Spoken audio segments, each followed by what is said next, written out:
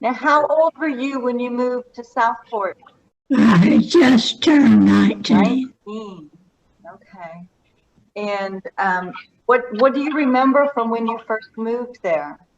Well, the most important thing, I guess, the neighbors had brought the furniture and were in front of the house, the parsonage. And I looked up, and here came across the park this good-looking young man. And that was in 1937, and we were married in 1940. Goodness. So it was love at first sight, huh? Yeah, absolutely. I couldn't even tell you what he wore. Really? Did you go to the beach very often? No, because there's not a very good road. Or the road was bad? And there weren't many people had cars. That was in 1940. And it was just a sand road from Southport to the beach. But there are people that had cottages over there, and they were building in 1940, they were building up the beach. So I didn't go very often because I didn't have a car, and I didn't have a car, and it was almost a one-way street, and it had the bridge was what kind of a drawbridge? The drawbridge? No, but when the tide was in, Floating. it was a floating bridge, right? When the tide was right, you went over on it. So, and during that time, the government put Fort Caswell up for sale. Nobody wanted it. So one Jimmy Brevet in our church said that's a valuable piece of property. He was an attorney, and I think the Baptists paid maybe $90,000 for it. And it was worth millions, but nobody wanted it. But you could hear somebody every once in a while say, well, the Baptists got it. They didn't like it. And they thought it ought to be shared with everybody. Well, it was, and still is, but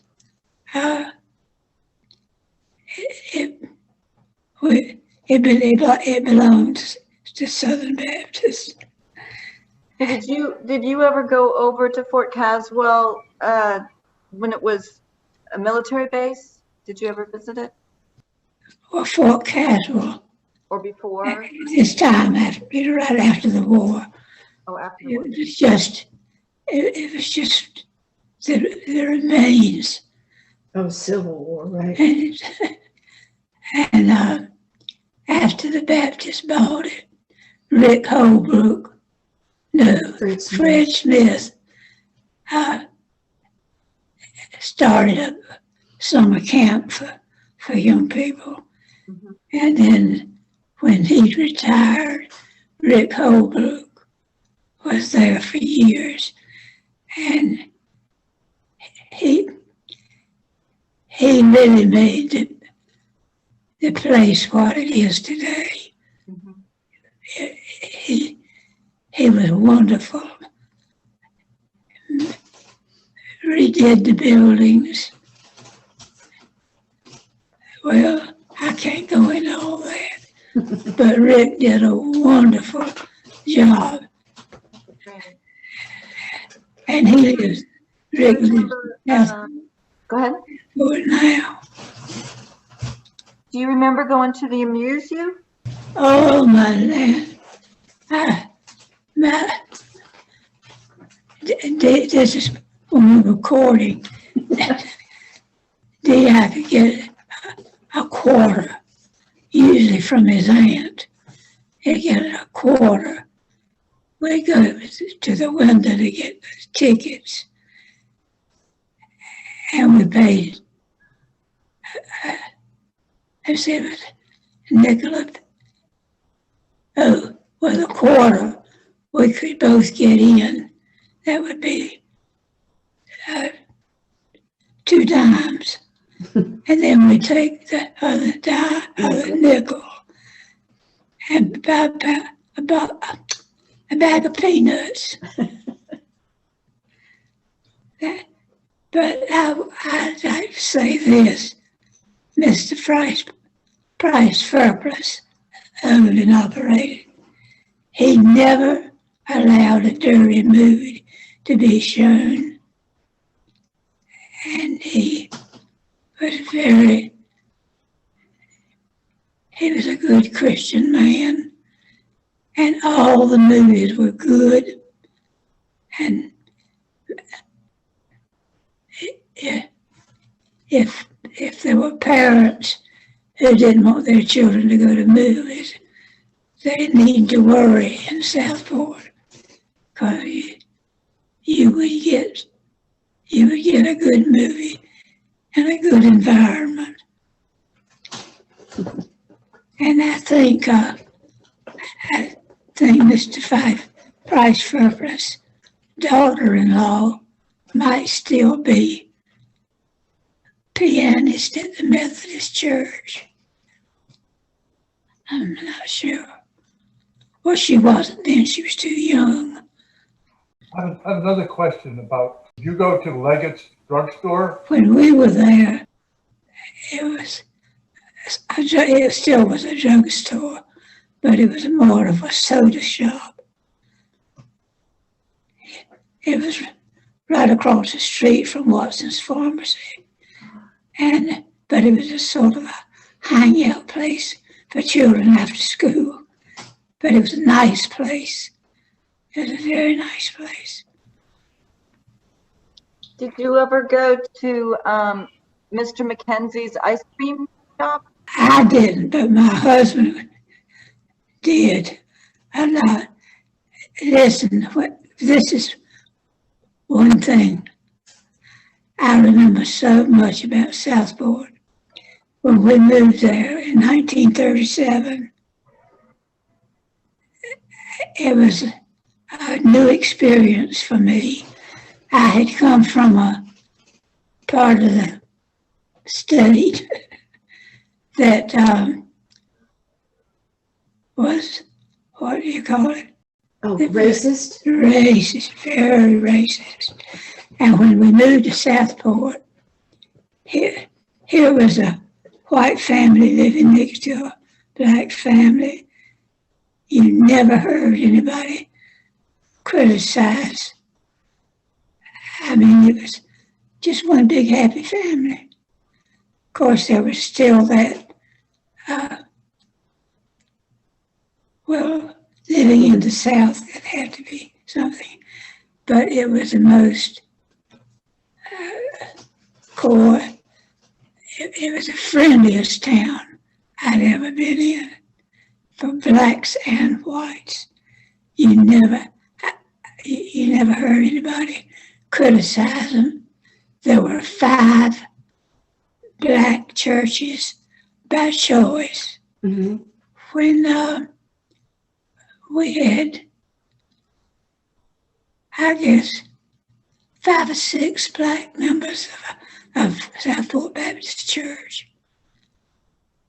We had some, and see, where I came from, that would never have happened. Mm. So it was Southport was one of a kind, I'd say.